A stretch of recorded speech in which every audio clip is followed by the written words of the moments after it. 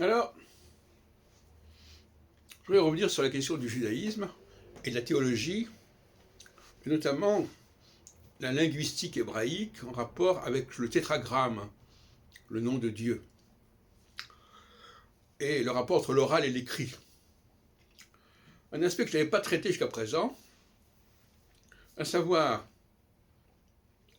que l'écrit, c'est Yud He Vav He. Maintenant, l'oral, comment ça se prononce? Donc il y a bien cette problématique oral-écrit. Mais le pire, c'est que les Hébreux, les Juifs actuellement, ne veulent même pas prononcer le nom du tétragramme, sous quelque forme que ce soit, Yahvé, Yehovah, etc. Ils remplacent ça par un autre nom, par un autre terme. Donc c'est aussi une tradition orale. On lit le tétragramme, et on lit et on prononce, et on le rend par Adonai. Adonai. Le problème d'Adonai, c'est qu'est-ce que ça veut dire Adonai? Adonai est un pluriel possessif. On peut traduire par mes seigneurs. Mes seigneurs. Adoni, mon seigneur. D'ailleurs, aujourd'hui en hébreu, en Israël, on dit Adoni pour dire monsieur. C'est cette espèce de dégradation du mot. Le seigneur, c'est monsieur. Tout le monde a le droit à s'appeler mon seigneur. Adoni. Mais, alors, donc on sait très bien que Adoni, c'est mon seigneur, et Adonai, c'est mes seigneurs. Alors, il y a un pluriel qu'on connaît aussi concernant le nom de Dieu, c'est Elohim, qui est aussi un pluriel. Donc tout ça est quand même un peu problématique.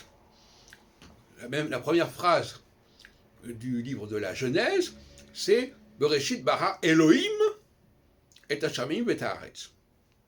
Elohim. Alors que bara lui-même est un singulier. Aussi, problématique, singulier, pluriel. Parce que Yahvé, normalement, le tétragramme, c'est un singulier, normalement. Enfin, tel que ça présenté dans le livre 3, le chapitre 3 de l'Exode, c'est un singulier. Donc, à quel titre, de quel droit, dit-on qu'il faut prononcer et rendre le tétragramme Yud He Vav He par Adonai, où les lettres n'ont absolument aucun rapport, hein. On plaque. C'est un peu comme si je vous disais, voilà, j'écris un IV, ça veut dire 4. Bon, il faut le savoir, ça ne s'invente pas. En chiffre romain. Donc, il y a des questions qui se posent.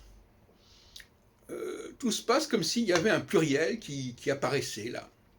Et comme j'ai montré à plusieurs reprises que le Pentateuque avait été l'œuvre en grande partie des gens d'Israël, des gens du nord du pays, qui étaient en rupture avec les gens du sud, les gens de Judée, à mon avis, ça laisse entendre qu'il y avait une sorte de polythéisme chez les gens du Nord, qui était une rupture fondamentale. Ils étaient considérés comme des hérétiques. Et Jésus, justement, a voulu réconcilier ces hérétiques, de Galilée notamment, avec les Judéens. Et il en est mort parce que c'était un propos qui était inacceptable, irrecevable, inaudible. Bon. Donc, qu'on le veuille ou non, le polythéisme a envahi le Pentateuque. On voit d'ailleurs des formules très curieuses dans les premiers chapitres de la Genèse. On a la formule Yahvé Elohim. Alors, par exemple, dans les chapitres 2 et 3 consacrés au Jardin d'Éden, c'est presque toujours Yahvé Elohim. Alors, on sait pas alors les gens traduisent un peu n'importe comment, l'Éternel, notre Dieu, enfin bon, ils se débrouillent. Enfin, ces deux formes sont. Alors, Yahvé Elohim, c'est comme s'il y avait une volonté de syncrétisme entre deux écoles théologiques qu'on avait voulu concilier entre elles, en quelque sorte.